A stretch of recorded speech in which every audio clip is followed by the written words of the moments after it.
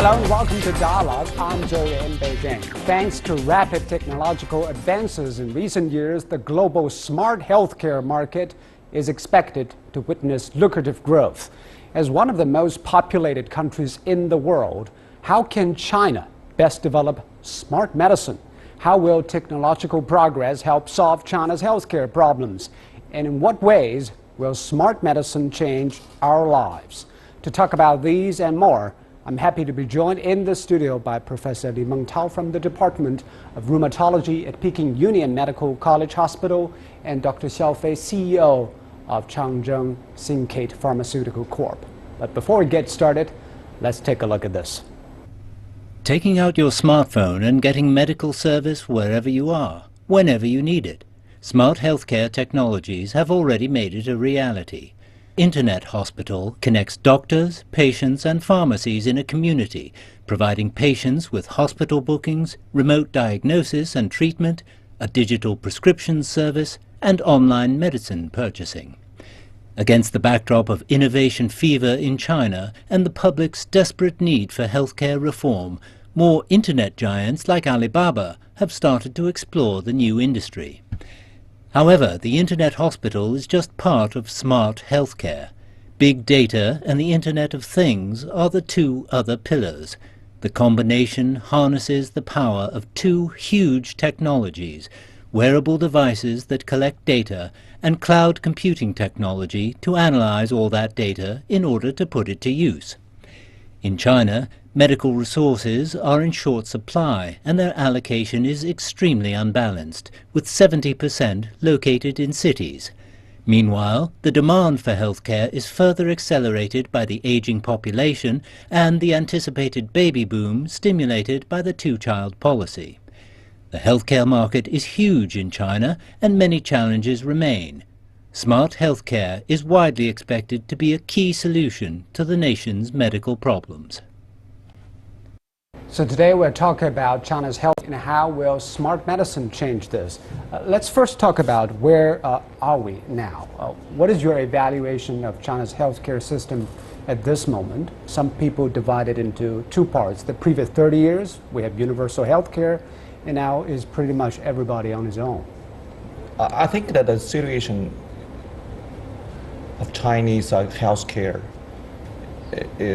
is the similar situation with other countries, because you know that for the human being, for the patients, their demands is usually immediate need, and so from time to time we will think about how to improve that, but not everyone will satisfy with the healthcare at any time. Actually, look back to our China development. Actually, China used to be a country with a limited resource and cover the whole population for this universal, so-called universal healthcare.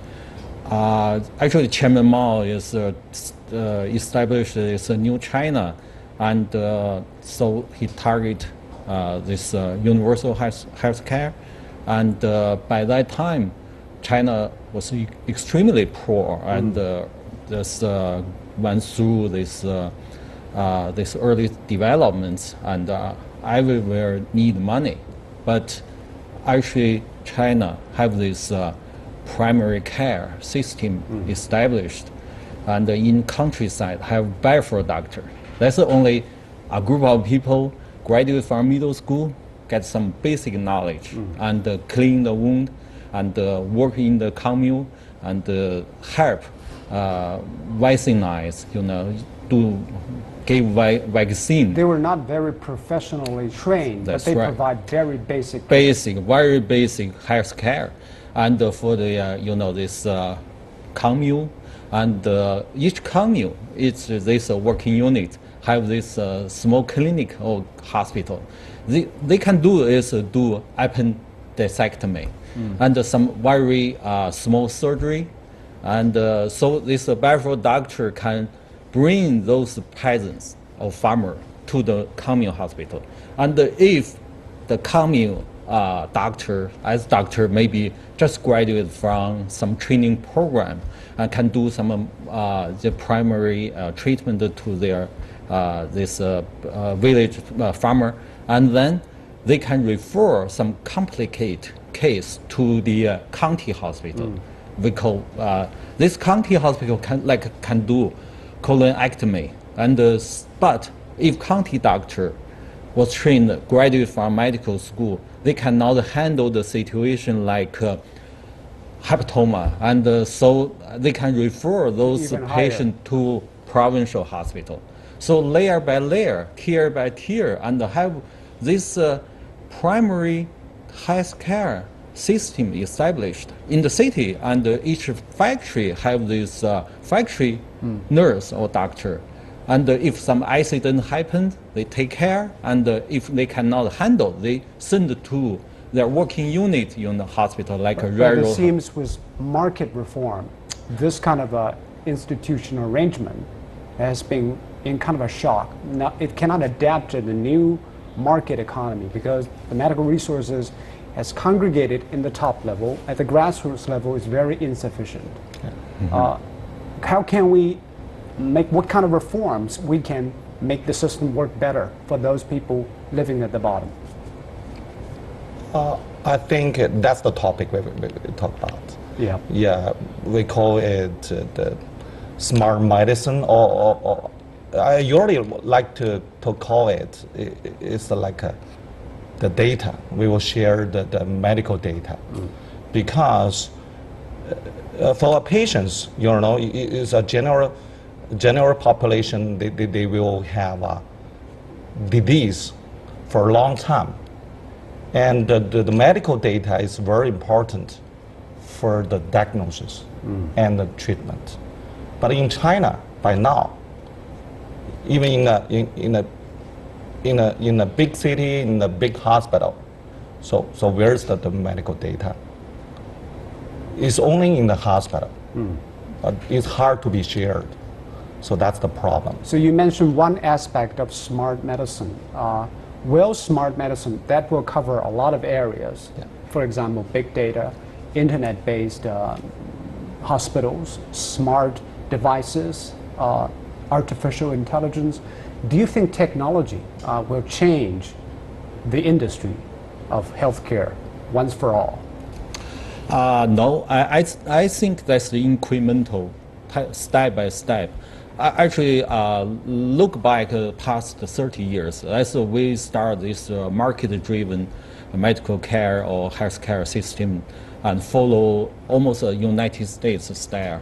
We have several tiers, and especially in major cities like Dr. Lee's hospital, Uni Hospital, and the patient have to line up in early morning to register.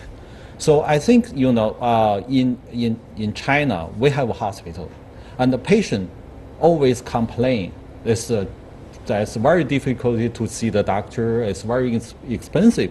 However, when we review the whole system, and everybody can see Dr. Lee if they get up early, line up. Because of the technological change? No, that's because the system just set up like everybody can line up, and then no matter what their condition, probably he just see a patient, just want to do a consultation or do a confirmation from other doctors' opinion, and waste his time. So that's the problem of our current healthcare system. So they're too easy to see doctor or go to the major hospital without primary care, and cause this problem. So system itself causes a problem. Do you agree, Professor Lee, because of the scarcity of excellent medical resources like your hospital and doctors like you, the distribution is a problem? By establishing a primary care, we can make the system work more efficiently? Yes, I believe. I think that the concept and the direction is correct, because how we can distribute our experience and I think the technology can help us. Right. What kind of technology are you referring to? Because I already emphasized the data. Big data is one thing, yes. Yes, big data. Sharing the patient's data with all hospitals. So tell me, what is the problem? I know that when I go to a hospital, my medical record is actually stored in that hospital's computer. I think it is very easy to connect the databases of all hospitals into a gigantic system nationwide. What is keeping you from doing that? Right now, each hospital, so-called the public hospital, they run as an enterprise. You know, each hospital may have their own. So they want to keep their information secret rather than sharing with others. That's right. One part. The other part is they have a different system. Because some use IBM, some use Oracle. That's technology barrier. And also, you know, there's a hospital kind of suspicious to expose the data because a lot of dispute on, you know, those details. Plus, if patient left the hospital, there's no follow-up data. So that's the major problem. We don't know the outcome of the patients. Like two-thirds, as I know, Dr. Lee can confirm on this data, two-thirds of patients went to Union Hospital for for diagnosis or treatment. That's not Beijingese. And after they've been diagnosed and the doctor prescribed these medicines to them, they just lost. There's no data after they left the hospital. So that's another issue. So technology may solve this problem or assist this problem. So both doctors and professionals agree that this kind of technology like big data can help improve health care. And the patients also recognize this. What can hospitals, governments, pharmaceutical companies do together to help establish such a system? Who should take the lead? Do you think there is also privacy concern, information of their health records? Privacy is not a big issue in China. You see the patients, when they get a disease like a tumor or like a rheumatoid arthritis, they call around the family member and the friends and try to. Privacy is not the top concern. No, not just education. We have done a trial because Dr. Lee and his team is working on this largest hospital-based data collection and biological sample collections. And we try to connect to his system, do the follow-up data collection. And we have already worked on more than 400 hospitals and 700 rheumatologists, and then educate patients, let them know data is important, and develop this app. What is the government stance on this? The health ministry, they support it? Yes. Only morally or institutionally? I report our protocol to the central governments. That's called the Family Planning and Public Health Administration. Yep. They support this trial. And because the way is our medical system never follow up the outcome, not outcome driven. That's only volume driven. So that's the problem. So we try to educate patients, let the patient change their role from passenger to co-pilot, and learn the knowledge and manage themselves. And you believe they can also become a pushing force for the government to be more proactive in adopting such a system? From reactive to proactive. And so after education, we found 86% of patients can handle their data entry. You know, doctors, nurse, very busy. It's hard to enter the data. And so the patients can do that, educate, or family member can do that. We form a community, and then they collaborate on data entry. And they do self-evaluation on disease activity. All the data synchronized with the doctor's terminal. So we did this, the methodology validation. We show 86% of patients can master this technology, simple.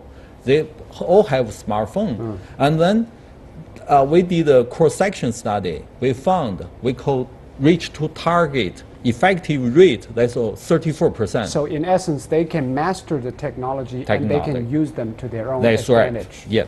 After using this technology repeatedly, we found after 5-time evaluation, monthly evaluation, the effective rate reached up to 80%, from 34%. All right. Thank you very much. We'll talk more about how smart medicine will change health industry later on in this edition of Dialogue. Don't go away. Let's continue our talks on smart medicine. You mentioned one thing that is big data. With big data, actually, we can create electronic health record for each and everybody, and that will make the practice of medicine more effective. Professor Lee, is that the future of medicine? Because everybody will look at the record of their whole life's problems, what drugs they've taken, what the treatment they've been through, and that will make your diagnosis and treatment even better. Yes, I believe that, because you know, and for the international countries, they just do that and try to save the problem for years, like the states. And the government encouraged to set this kind of medical record, but they also run into problems. Yes, they also have the problem. Our government also encouraged we could have this the health care for the people, the general people. Then, if the people have some disease, they will have a medical record. So, the medical record with high technology will be our future. Why big data is so important for medical care? With more data means you have more knowledge about a single patient or a disease. How would it help your practice, your profession? Because the disease is very complicated. When we take care of patients, we'll think about not only the gender, the age, their history, maybe the environment, and a lot of information is very complicated. So if we have this kind of data, so we already have the background of patients. If the patient already have a very definite diagnosis and the treatment plan and response outcome will be better. So, will be better. And when we can give a decision and to benefit our patients. What about the problem that we raised in the beginning of the program? Will it solve the problem of redistribution of excellent quality medical care resources? Can machines take over some of the medical jobs that humans are doing? I'm sure that, because right now, just like we did a survey and on 300 professors and clinicians, and they give us the answer that in their clinic, close to half of the patients don't need to see them inpatient. And they can solve the problem through the other way, like email, like phone call, like one answer, like a consultation. And so that's really technologies. Yeah, we can use the technology. Actually, MGH, that's the Massachusetts General Hospital, they did a study. 3/4 of the patients, 75% of American patients doesn't need to stop by clinic. They can use the other way. This telemedicine stuff to solve the problem. Do we still have to rely on humans to do the pre-selecting? Which patient go to where? That's right now we cannot avoid that. So we are talking about this follow-up patient, because like in China, the patients stop by clinic, see Dr. Lee at first time, he make the diagnosis and the treatment regimen ready, let them go home, and then they come back a month later, same questions, and continue the treatment, and maybe just answer some simple question. Okay, continue that treatment, because he evaluated patients, get a better result, and continue this regimen going. But they line up for half day and see Dr. Lee and have a 5 minutes conversation. You're saying this is not necessary? That's not necessary. And so we, the platform technology can set up. All we tried is to set up platform after doctor made the diagnosis, made this treatment regimen, let them go, and then they can link through internet, mobile phone, and the patients do self-evaluation, entry the lab test and the medication, and then data synchronized. But let's push this a little further. If this is the case, can doctor do this in a remote way, like we just discussed? They don't have to travel at all, even for the first diagnosis. Can people wear a device and let the doctors see and diagnose a patient from a distance? Some disease, like dermatology. Like dermatology? Rash. Some like dermatology, and the doctor can send the pictures over, and the eye doctor, they give this picture for the fundus of the eye, and so that they so send. Still different diseases have different That's right. requirement for information. Yeah, for the internal medicine, even for my specialty, rheumatology, and the very important thing is the history. So we can remotely. So that's why data is so important. Really. Yeah, we can remotely to not face to patient, but we also can collect the value information for the diagnosis. The Chinese medicine has a huge challenge in how to modernize their practice because their practice basically is based on patient-doctor contact. The doctor has to see the patient, feel the patient, touch the patient, and ask a lot of questions. Do you think Chinese medicine can be modernized in a modern world with technologies like we've been talking about? Actually, I can give you an example. Or they have stay primitive. Yes, they start to develop a special, camera, and because traditional Chinese medicine need to read this tongue, so they can take pictures and match different, conditions and give diagnosis. Follow Chinese medicines, system to give some advice. So that's possible, and also this.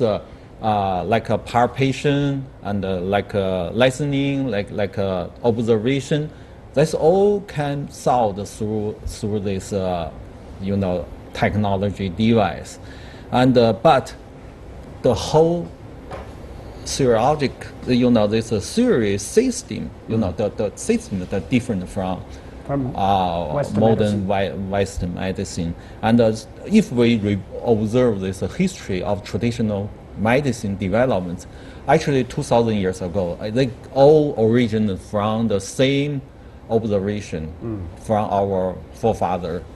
But Western medicine go to the evidence-based and the lab test-based, and our traditional Chinese medicine inherit from family education type of inherit from this use nature herb stuff. So we have to integrate some theory, like Chinese traditional medicine theory, wisdom actually lead the world.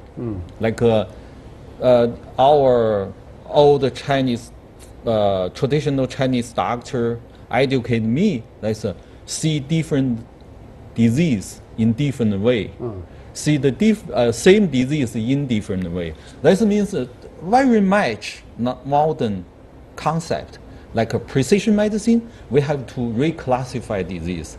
Actually, we see the patient with rheumatoid. It seems that you're suggesting the advancement of technology has also changed the profession of medical professionals as well. As a medical professional, where do you think healthcare industry is developing in 10 years and 20 years time? What is the major breakthrough that will happen that will be a game changer of your profession? Actually, I think there's no only one technology revolution can make healthcare system revolution happen, but that's integrate. Like in the past we have the experience like antibiotics. Everybody think this infectious disease is gone, and the chemotherapy will cure the cancer. MIR. That's right. MIR can T-scan. make all the tissue We can see the inside observe. of the human body. Yeah. Those kind of technology are game changers. Yeah, game changer. And for the diagnosis, however, like human genome, and everybody expect too much. However, that's incremental develop. So I'm sure this we should get a paradigm shift from the old one to the new one. Like right now, we should change our paradigm from volume-driven to outcome-driven, and also we should change our paradigm from this the treating the disease or heal the patients. We should use our care. Go back to the ancient time.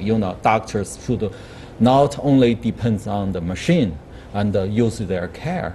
I have a lot of story talk about that. Like if patients get good advice from doctor said, okay, that's a new medicine, very effective on your disease, very confident. That's what we call the positive placebo effect. That's even you take a sugar pill, you can get 25% of the effect. But if doctor neglect patients and said, okay, that's the drug you can try, maybe get 25% less effect. So and go back to the original, we have to recover, this medical professionalist. That's the one part. The other part, we should change our paradigm from treating the disease, find the nature of disease, like we treat tumor. In old days, we use chemotherapy, we use antibody, monoclonal antibody. Nowadays, you see this in the world. They change the paradigm, build up patient self immune ability. This anti-PD-1, CTRT, is this a kind of the co-stimulators that release the brake of our immune ability to anti-tumor. This match our traditional Chinese medicine concept. This is the 扶正祛邪, build up the positive energy against the enemy. So you see this paradigm shift may be lead to the future revolution and combine with new technology, IT. But those paradigm shifts comes from the change of mindset. Okay. Mindset. That's we see the whole world as different. So we have to change the mindset. That may lead next revolution of the healthcare and how to see the patient, how to see the disease, how to see the health. All right. Thank you very much, Dr. Li, and thank you, Mr. Xiao, for your takes on this question. And you've been watching Dialogue on CCTV News. Thanks for joining us. Goodbye for now.